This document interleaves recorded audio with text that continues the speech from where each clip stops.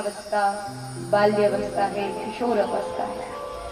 नारद जी कहते हैं जो तब करे कुमारी तुम्हारी, और उसी बात को सुनकर के पार्वती जी बिल्कुल छोटी अवस्था में महादेव को पानी की ललक लेकर के साधना करने के लिए जंगल की ओर चल। बहुत कठोर व्रत किया, एक पैर पर खड़े रह करके वर्षों तक तपस्या करती रही। कभी जल पीकर साधना करती रही तो कभी सूखे पत्ते खा करके, कभी नाम अपरनाम भी पड़ा।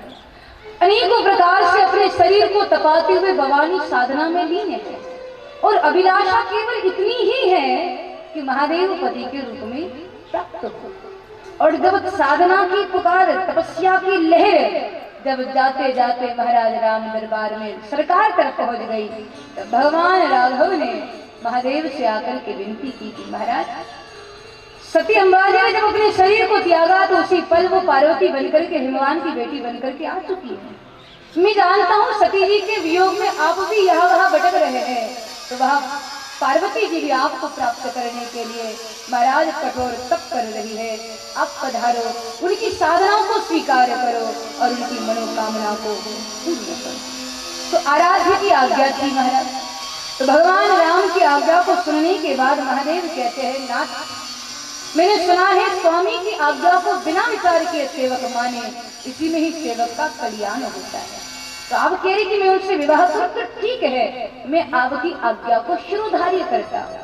तो राम जी मुस्कुराए, बोले नहीं महाराज, आप मेरी आज्ञा को शिरोधार्य नहीं बल्कि हृदय में धारण करिए, क्योंकि आपके माथे में जटाओं में गंगा है। कहीं आप गंगा को प्रवाहित करें, उसके साथ मेरी आज्ञा भी बह जाए तो फिर आना पड़ेगा, फिर प्रकट होना पड़ेगा, फिर आपको याद दिलाना पड़ेगा। इससे अच्छा है कि आप मेरी आज्ञा को शिरोधार्य नहीं, हृदय में धारण करो। महादेव ने वंदन किया, सरकार ने महादेव को वंदन किया, और उसी समय महादेव जी ने पार्वती जी की परीक्षा को लेने के लिए सप्तर्षियों को भेजा। सप्तर्षि आए, आकर के उन्होंने पार्वती जी के ऐसी कठोर साधना को देखा।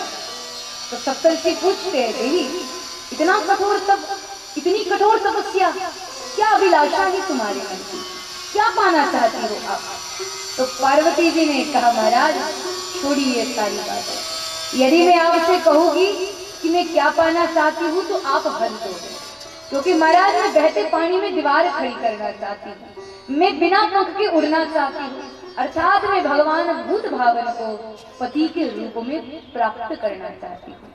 तो सुनकर के सप्तर्षि हंसने लगे, हंसते हुए कहते हैं, देवी तुम शिव जी को पाने के लिए इतना कठोर तप कर रही हो, हमारी बात मानो तो हम तुम्हारा विवाह नारायण परमात्मा के साथ बना देते हैं। शिव के साथ विवाह करके क्या मिलेगा आपको? अरे एक बार शादी हुई थी उनकी, बेचारी पत्नी से थोड़ी क्या गलती हो गई, उन्होंने तो उसका त्याग ही कर दिया। उनको पत्नी की कोई आवश्यकता नहीं है। आप चाहो तो हम आपका विवाह नारायण के साथ बना सकते हैं। नारायण तो सकल गुरु की खान है देवी, आप कहो तो नारायण के साथ विवाह बना दे। शिव के साथ विवाह करके आपको क्या मिलेगा? पार्वती जी ने कहा, बोले हमारी लगन शिव जी के साथ लग चुकी है, अब विवाह करेगी तो उनके ही साथ, अन्यथा सारी जिंदगी कुंवारी बनकर के बिता देगी। सप्तर्षि ने कहा, देवी आप नहीं जानते, उनके पास कोई अपना घर नहीं है, वो तो स्मशान में रहते हैं, शादी के बाद आपको कहाँ रखेंगे? उनका तो कोई अपना घर नहीं, वो स्मशान में रहते हैं। सुन करके पार्वती जी हंसते हुए कहने लगी, महाराज तब तो ये बहुत बढ़िया बात है, आप कह रहे उनका कोई घर नहीं है, वो स्मशान में रहते हैं, तो आपको तो ऐसा बोलना चाहिए कि हर एक गांव में शिव जी का एक बंगला है, क्योंकि हर एक गांव में स्मशान तो होता ही है, तो हर एक गांव में शिव जी का एक बंगला है। और मजे की बात यह कि घर गंदा हो जाए तो सफाई का टेंशन ही नहीं, सीधे घर ही बदल दो, क्योंकि महादेव के इतने सारे घर हैं। उसके बाद सप्तर्षि कहते हैं, महाराज देवी आप अब देखो, एक तो वो स्मशान में रहते हैं और दूसरा वो भिक्षा मांग करके खाते हैं। तो पार्वती जी ने कहा, ये तो और भी बढ़िया बात है, क्योंकि यदि भिक्षा मांग करके खाते हैं इसका मतलब तय हो गया कि कैलाश पर जाने के बाद मुझको भोजन बनाने का कोई टेंशन नहीं, महादेव भिक्षा मांग करके लाएंगे और जो भी भिक्षा में मिलेगा उसको हम दोनों बैठ करके मजे के साथ खा लेंगे। और सबसे बढ़िया बात तो ये कि हर रोज अलग अलग घर का टेस्ट पाने को मिलेगा, कभी बेहद तीखा, कभी बेहद मीठा, अलग मतलब टेस्ट पाने को मिलेगा, ये तो और भी बढ़िया बात है। सप्तर्षियों ने कहा देवी आप समझ नहीं रही हो, अरे शिव जी हमारी तरह साधारण वस्त्र नहीं पहनते, वो वाघांबर पहनते हैं। पार्वती जी खुश होकर के कहने लगी ये तो और भी बढ़िया बात है, इसका मतलब तय हुआ कि कैलाश पर जाने के बाद मुझको खाली अपनी ही साड़ी धोनी है, महादेव के कपड़े धोने का भी टेंशन, तो न भोजन बनाने का कोई टेंशन, न घर सफाई का कोई टेंशन, तो महाराज कोई काम नहीं है, बस एक ही काम है, महादेव बैठ करके कथा सुनाए और मैं बैठ करके सुनूं। तो महाराज जितना आनंद महादेव के घर में है उतना आनंद त्रिभुवन में शायद ही कहीं होगा।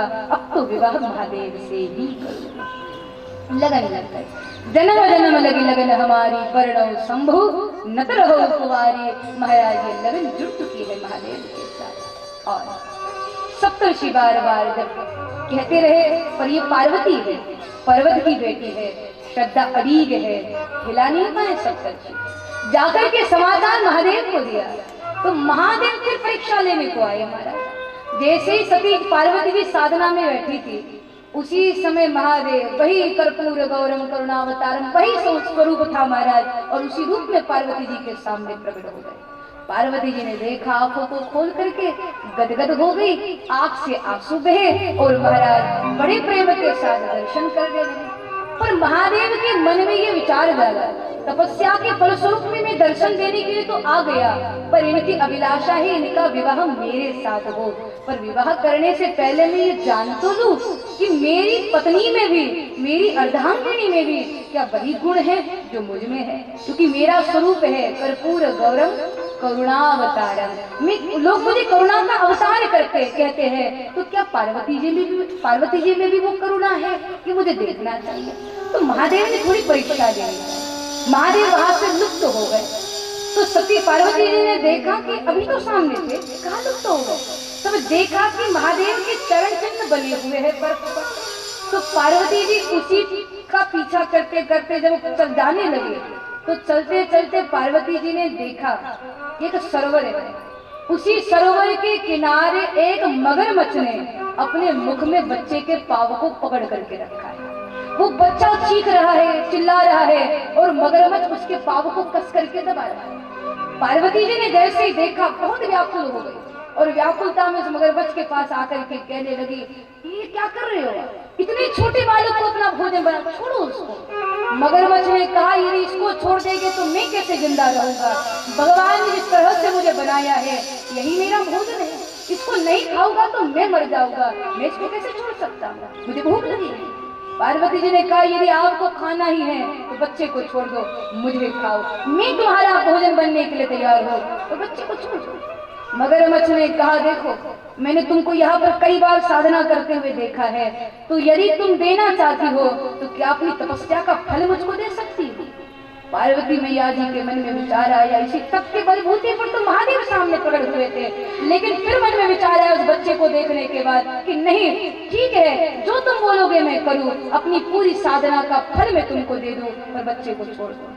मगरमच्छ ने कहा एक जन्म की नहीं, जन्म जन्मांतर की, कल्प कल्पांतर की, युग युगांतर की जो तपस्या है उन सारी तपस्या का फल मुझे चाहिए, तब मैं बच्चों को छोड़ू तो क्या दोगी। पार्वती जी ने कहा मैं सारी जन्मों की तपस्या का फल दे दूं, पर बच्चे को छोड़ दो, मुझे अपना भोजन बनाओ, पर बच्चे को छोड़ दो। और ये बोलते हुए व्याकुलता में जब भवानी गड़गड़ाने लगी तो वही मगरमच्छ महादेव बनकर के प्रकट हो गए और बड़े मुस्कुराते हुए कहने लगे देवी माफ करना, तुम्हारी श्रद्धा की थोड़ी परीक्षा ली, पर मैं जानना चाहता था कि लोग करुणावतार मुझे कहते हैं, क्या वो करुणा आपके भीतर भी है, पर आपके भीतर तो करुणा फूट फूट करके भरी है। आपकी जय हो, आपकी जय हो, आपकी जय हो। और महादेव ने उसी समय ऐलान किया मैं आपसे विवाह करने के लिए तैयार हूँ। महाराज यहाँ हिमाचल प्रदेश में यह संदेश पहुंचाया गया विवाह की तैयारियां आरंभ कर दो। महादेव महाराज यहाँ पर कैलाश पर पहुंचे। पहुंचने के बाद सारे देवताओं को ये बात पता चली, महादेव विवाह करने के लिए मान चुके हैं। सब खुश हो गए और सारे देव अपने अपने भवनों को सजाने के लिए महाराज अपने अपने भवन लौट गए। पर यहाँ महादेव अकेले बैठे हुए थे। तो देखो जिनकी शादी है वो बैठे हुए हैं और महाराज बाकी सारे देवता घर घर जाकर के अपना श्रृंगार कर रहे। शादी है शिव जी की, सज धज करके देवतागण तैयार हो रहे हैं। ये तो ऐसी बात हुई, ब्याहे मेरे मालिक और पाउडर क्रीम लगाए पड़ोस वाले। शादी है शिव जी की महाराज और सज धज करके देवता तैयार हो रहे। वो सब अपने अपने में व्यस्त थे। तभी महाराज शिवगणों ने देखा, बोले ये तो गलत बात है, हमारे स्वामी का विवाह है, वो एकांत में बैठे हैं, उनको सजाने वाला कोई नहीं, चलो हम अपनी रीति से सजाएं। तो सारे शिवगण एकत्रित हो गए। सबने बड़े प्रेम के साथ महादेव को स्फटिक शिला पे बैठाया, बड़े मंगलमयता के साथ महादेव का अभिषेक कराया और अभिषेक करने के बाद कहने लगे चलो हम अपने स्वामी का श्रृंगार करें। तो श्रृंगार कैसे करे कुछ पता तो है नहीं, क्योंकि सारे भूत पिशाच हमारा कैसा श्रृंगार करे। तो एक गण आया, आकर के बोला महाराज हमने सुना है सबसे पहले दूल्हे को मुकुट पहनाया जाता है, तो हमारे पास कोई स्वर्ण का मुकुट तो है नहीं, तो क्या करें।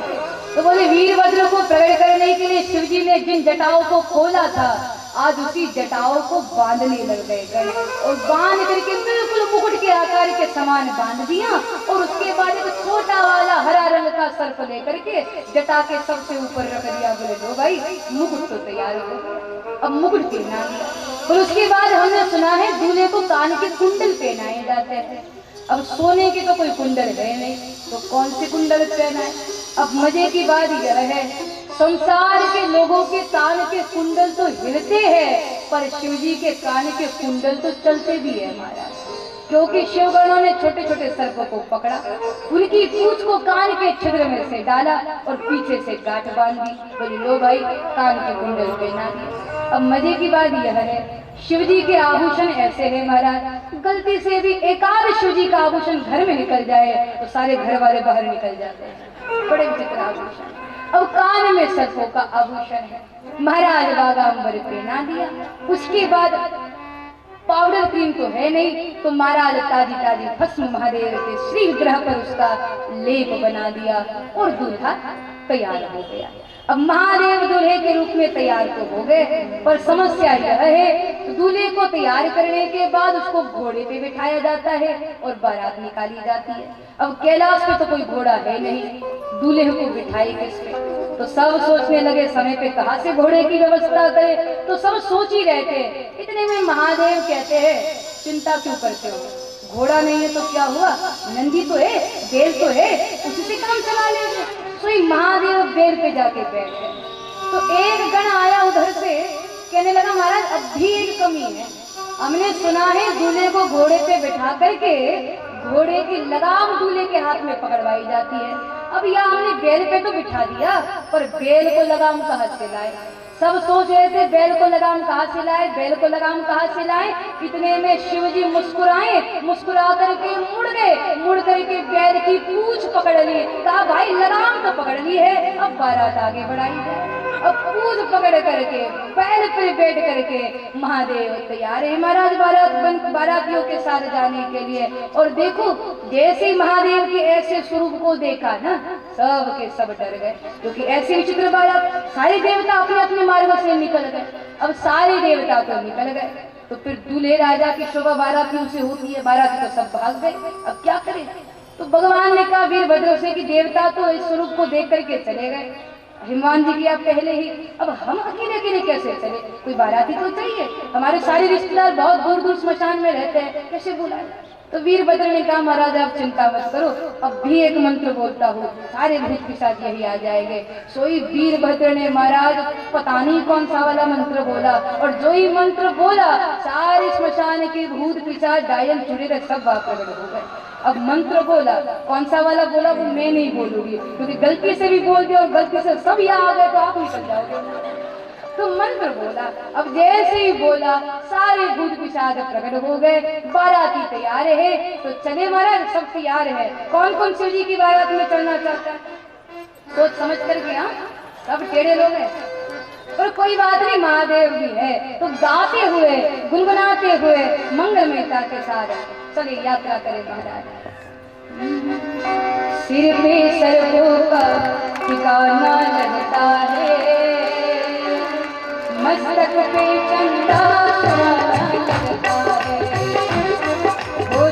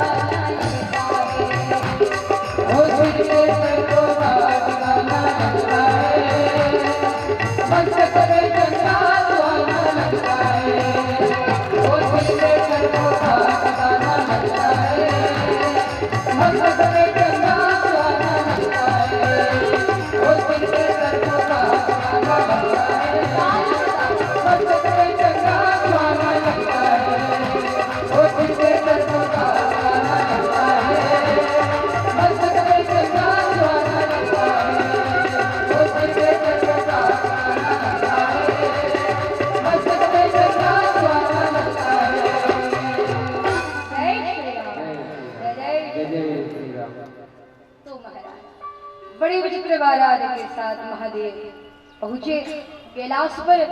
सबने जब पहली बार महादेव के स्वरूप को देखा सब डर गए महाराज। और सब छोटे छोटे बच्चों ने जाकर के तो यहाँ तक बोला कि माँ ये दूल्हा थोड़ी ना है, दूल्हा ऐसा होता है क्या? ऐसा लग रहा है दूल्हा नहीं बल्कि यम आया है, बस अब की बार भैंस की बजाय बैल पे बैठ के आया है। ऐसा होता है क्या दूल्हा? इतना डरावना है। सब बच्चे भाग गए महाराज, घर घर जाकर के छुपने लगे। तब नारद जी ने आकर के पूर्व जन्म की सारी कथा सुनाई। तब जाकर के सबको विश्वास हुआ और पुनः तैयारी आरंभ हो गई। मंगलमयता के साथ मंडप सजाया गया। उस मंडप का क्या वर्णन करना, जिसमें भगवती पराम्बा शक्ति स्वरूपा मां अम्बा दुल्हन के रूप में बैठने वाली हो और जगत के पिता दुल्हे के रूप में विराजमान होने वाले हो। हजारों ऋषि मुनि हैं, अनेकों देवता है और उस मंगलमय मंडप में उपस्थित होकर के महाराज अपूर्वतम भाव के साथ बाजे बज रहे हैं, गीत गाए जा रहे हैं, मंगल आरती की थाल सजाई जा रही है, मंगल गीतों को गाया जा रहा है। महाराज बड़ा रस बरस रहा है। यहाँ पुष्पों की रंगोलियां सजाई गई, भवनों को दीपों की माला पहनाई गई, इत्र दूध दरी का छिड़काव किया जाने लग गया, गौ माताओं का दान किया जा रहा है, विप्रों को बुलावा भेजा जा रहा है।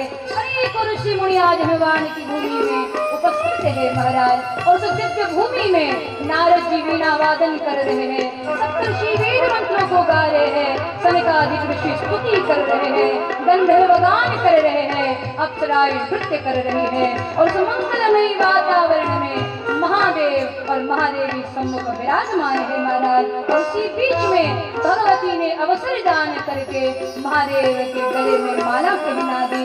महादेव ने भगवती के गले में माला पहनाई और जैसे ये दिव्य दृश्य देखा सभी जयकार करने लग गए। बोलो मां महेश्वर भगवान की, बोलो मां महेश्वर भगवान की। और बड़े मंगलमयता के साथ रस बरस रहा है, जयकार हो रही है, तालियों की गड़गड़ाहट हो रही है, पुष्पों की वर्षा हो रही है। महादेव और महादेवी का मिलन संपन्न हुआ है, आनंद नहीं रस बरस रहा है। ओम नमः शिवाय का जयकार हो रहा है। जय जय भवानी मां अम्बे भवानी मां, जय जय भवानी मां अम्बे भवानी मां, जय जय भवानी मां अम्बे भवानी मां, जय जय भवानी मां अम्बे भवानी मां, जय जय भवानी मां अम्बे भवानी मां, जय जय भवानी मां अम्बे भवानी मां।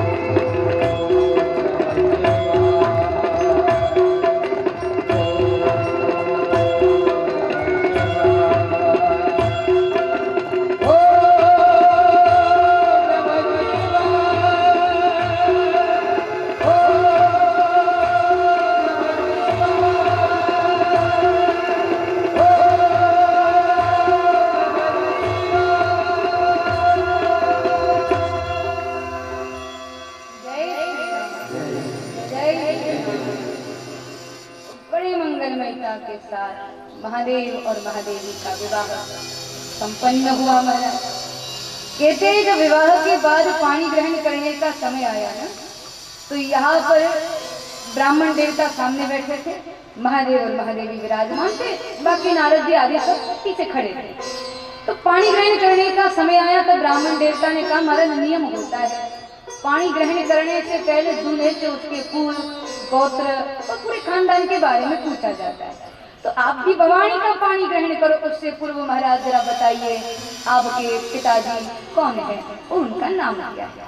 अब जैसे शिव जी ने सुना, पीछे खड़े थे नारद जी, नारद जी की तरफ देखा, बोले महाराज ये पिताजी का नाम पूछ रहे हैं। अब आप तो जानते हैं हम अजन्मा, न कोई माता है न कोई पिता है, और पिताजी का नाम कहाँ से बतावे, इनको कहाँ से पिताजी पकड़ करके लावे। नारद जी ने कहा महाराज चिंता क्यों कर रहे हो, छोटी सी रस्में निभाना है तो ठीक है ना, पिताजी का नाम पूछ रहे हैं तो बता दीजिए कि आपके पिताजी ब्रह्मा जी है।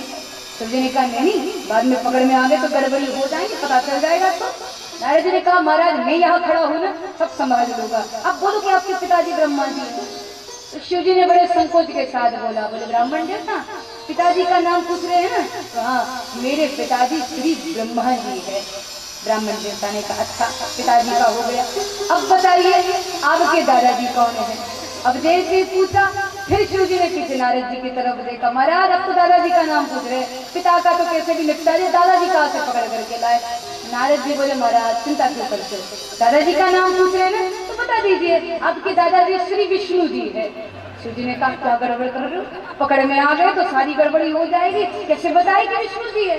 नारद जी बोले महाराज मैं यहाँ खड़ा हूँ, सब संभाल दूंगा। तो शिव जी ने कहा ठीक है।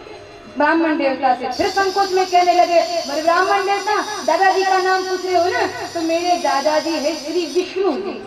ब्राह्मण देवता ने कहा बढ़िया है, पिताजी का नाम हो गया, दादाजी का नाम हो गया, अब हे शिव जी बताइए कि आपके परदादा कौन है। अब जैसे ही परदादा का नाम पूछा, नारद जी पीछे के पीछे भाग खड़े हो गए। अब शिव जी मुड़ के पीछे देखे नारद जी है ही नहीं, अब क्या करें। अब बड़ी दिक्कत हो गई महाराज, बोले पिताजी दादाजी का तो निपटा दिया, परदादा कहाँ से पकड़ करके लाए। नारद जी भी भाग गए। तो शिव जी मनाने लग गए, बोले महाराज दो का बता दिया, दो से काम चला लो ना, परदादा याद नहीं आ रहा है। ब्राह्मण देवता कहने ऐसे कैसे, हम बड़े अच्छे ब्राह्मण देवता एक भी विधि नहीं छोड़ते, पिताजी का बता दिया, दादाजी का बता दिया, परदादा का भी याद करो, टाइम है थोड़ा कर लीजिए, परदादा का याद करो। शिव जी बोले वही तो दिक्कत है, परदादा याद नहीं आ रहा, दो से काम चला लो ना महाराज। ब्राह्मण देवता बोले वो तो बिल्कुल भी नहीं बनेगा, परदादा का नाम तो बताना पड़ेगा। अब शिव जी बड़े परेशान हो गए, वो मना कर रहे पर ब्राह्मण माने ही नहीं महाराज। तो ही महाराज ब्राह्मण देवता ने कहा परदादा का नाम बताना पड़ेगा, बताना पड़ेगा, बताना पड़ेगा, कौन है आपके परदादा। तो शिव जी इतने गुस्से में आ गए, त्रिशूल उठा करके खड़े हो गए, बोले सुन पंडित मेरे पिताजी है ब्रह्मा जी, दादाजी है विष्णु जी, और परदादा का नाम पूछता है ना तो परदादा मैं ही हूँ, शादी करूँ तो कर वरना रख अपने पास। और जैसे ही महादेव जाने लग गए, सारे के सारे डर गए, बोले छोड़ो न महाराज निपटा दो। और महाराज पानी ग्रहण हो गया, मंगलमयता के साथ विवाह संपन्न हो गया, आनंद है। और अभी विवाह के उपरांत विदाई हुई है, महादेव महादेवी हिमवान नगरी से चले हैं कैलाश की ओर, अभी चले हैं, पर कल 2 बजे तक पहुंच जाएंगे महाराज। और जब पहुंचेंगे तब आगे की कथा की ओर हम सब बढ़ेंगे मंगलमयता के साथ, कल ठीक 2 बजे। तो कल के सत्र में बड़ा अद्भुत आनंदोत्सव है, कल राम जन्मोत्सव है महाराज। तो ठाकुर के प्राकट्य के अवसर पर आप सबको खूब बढ़िया से तैयार होकर के आना है, बढ़िया बढ़िया पीले पीले वस्त्र पहन करके आओ महाराज, ठाकुर के लिए उपहार लेकर के आओ, अगल बगल के लोगों को लेकर के आओ। और हाँ कल जन्मोत्सव है, इसीलिए रूखे सूखे नहीं आना, क्योंकि साधारण बच्चे के जन्म दिवस पर जाती हो तो कितना सज धज के जाती हो, जितनी भी चेहरे पे पोतने वाली चीजें सारी के सारी पोत के चली जाती है। कल तो ठाकुर का प्राकट्य है, ऐसे रूखे सूखे आओगे तो कैसे मजा आएगा। इसीलिए कल बढ़िया सज धज करके आना, जितनी भी चेहरे पे लगाने वाली चीजें सब लगा के आना, powder, fair and lovely, gulab jamun, गुलाब जल सब लगा करके आना महाराज। और बढ़िया तैयार हो करके मंगलमयता के साथ गाएंगे कल ठीक 2 बजे। आज के सत्र को यही विश्राम, आइए गुरुदेव का स्मरण करें। गुरुदेव तुम्हारी जय जय हो सद्गुरु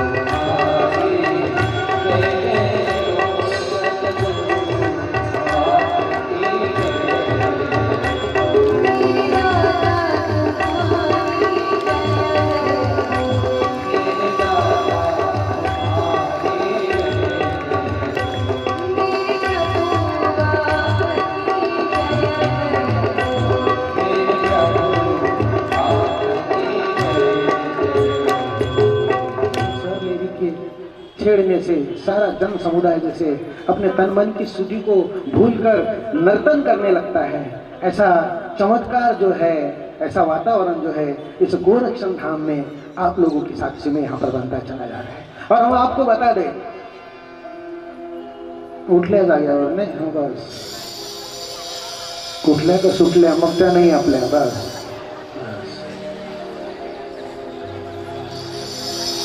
तो मैं कह रहा था कि देवी जी भी बहुत भाग्यवान है।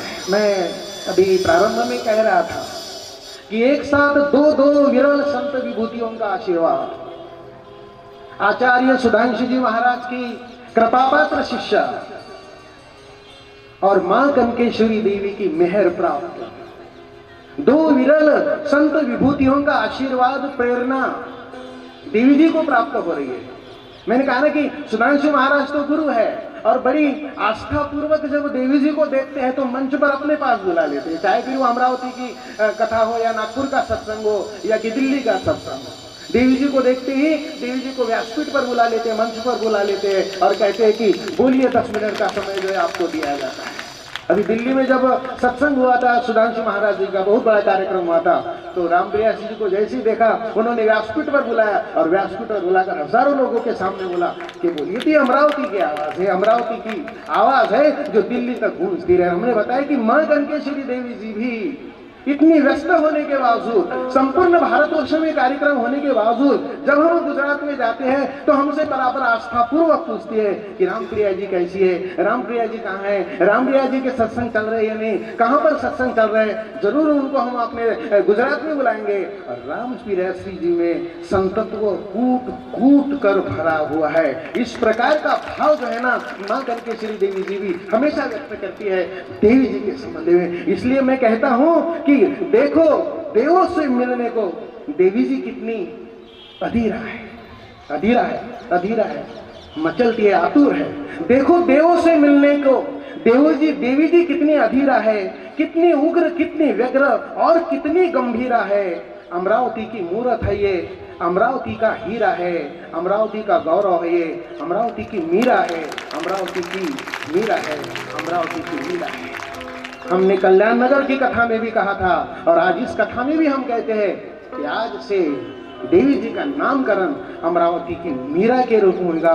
और ये अमरावती की मीरा केवल महाराष्ट्र में नहीं, संपूर्ण हिंदुस्तान में इसी प्रकार महकती रहेगी, इसी प्रकार चमकती रहेगी। हम आपको बता दें कि सन 2000 के आसपास, यानी आज से 16 वर्ष पूर्व, 17 वर्ष पूर्व या कि 18 वर्ष पूर्व, अमरावती में पहली बार जब अलकाश्री जी की कथा हुई थी 98, 99, 2000 लगभग, तो उस समय हमने यहाँ से विदर्भ की मीरा के रूप में उनका जो है नामकरण किया था। और वो विदर्भ की मीरा के रूप में अलकाश्री जी है ना हिंदुस्तान ही नहीं बैंकॉक तक जो है ना प्रसिद्ध होती रही और इससे इस अमरावती के गौरव को बढ़ाती रही। वही गौरव जो है अमरावती का, वही इस माटी की मूरत और माटी की महक को संपूर्ण हिंदुस्तान में महकाने का काम जो है देवी जी करेगी आज से इसी क्षण। आज देवी जी ने दान की बात करी कि दान करो तो धन धन धन धन्य हो जाएगा, दान करो तो धन धन्य हो जाएगा, नहीं तो वो ईंधन रह जाएगा। लेकिन हम देवी जी को बता देना चाहते हैं कि हमारा अमरावती के जो लोग हैं आध्यात्मिक रंग में इतने रंगे हुए हैं कि दान की कोई कमी नहीं है। और इसलिए मैंने कल ही बताया था ना कि 2 साल में 3 कथाएं, इतनी अच्छी कथा है। ये आप लोगों की उदारता से फिर आपसे एक विनती कर देना चाहता हूँ कि आप अपनी इच्छा अनुसार, अपनी भक्ति अनुसार, अपनी शक्ति अनुसार, अपनी योग्यता अनुसार ऐसे पवित्र कार्यों के लिए निश्चित रूप से दान दीजिए, ताकि इस प्रकार के कार्यक्रम अपनी आध्यात्मिक नगरी में होते रहे, आपके बच्चों को संस्कार मिलते रहे, अपने भाइयों को संस्कार मिलते रहे, बहुओं को संस्कार मिलते रहे। हमने माँ कनकेश्वरी जन कल्याण ट्रस्ट की स्थापना करी है, माँ कनकेश्वरी देवी जल कल्याण ट्रस्ट की स्थापना करी है, और ऐसे कार्यक्रम के माध्यम से जो भी पैसा हमारे पास में बच रहता है, हम बच्चों के शिक्षण के लिए, बच्चों की फीस के लिए, बच्चों के इलाज के लिए, उनके होनहार बच्चों के सर्वांगीण विकास के लिए मां कनकेश्वरी जन कल्याण ट्रस्ट के माध्यम से ना मदद करते। इसलिए फिर कर जोर कर आपसे निवेदन कर देना चाहता हूं कि अगर आप किसी प्रकार का दान देना चाहते हैं, अपनी इच्छा, भक्ति, शक्ति, योग्यता के आधार पर निश्चित रूप से दीजिए। आपका स्वागत होगा, आपका अभिनंदन होगा, आपका अभिवादन होगा। और एक निवेदन फिर, अब हमारे पास मात्र 5 दिन शेष रह गए, कैसे 7 दिन बीत रहे पता ही नहीं चल रहा। तो फिर बता देते आपको कि सारे परिवार को पुण्य का सहभागी बनाइए, बहुओं को लाइए, बच्चों को लाइए, बुजुर्गों को लाइए, पड़ोसियों को लाइए, इष्ट मित्रों को लाइए, परिजन परिजनों को लाइए, और ये सारा सभा मंडप, यहाँ तक कि गोरक्षण के कार्यालय तक में बैठने की व्यवस्था हो जाएगी। लाइए और इस पुनीत पर्व में सहभागी होकर पुण्य प्राप्त कीजिए और हमें भी सहयोग दीजिए। आइए आज की आरती की तरफ बढ़ते हैं, लेकिन आरती से पूर्व हम देवी जी का स्वागत करना चाहते हैं। मैं आमंत्रित करता हूं स्वागत के लिए हमारे मुख्य यजमान श्री संजय सीताराम जी अग्रवाल, सारवाड़ी वाले। तैयार। मैं संजय सीताराम जी अग्रवाल, बाबू सेठ खंडेलवाल और ताई से निवेदन करता हूं कि देवी जी का स्वागत करें। हमारे संजय सीताराम जी अग्रवाल देवकीनंद जी ठाकुर की कथा से ही इस प्रकार के आयोजन में सक्रिय होते हैं, सक्रिय होकर योगदान देते हैं।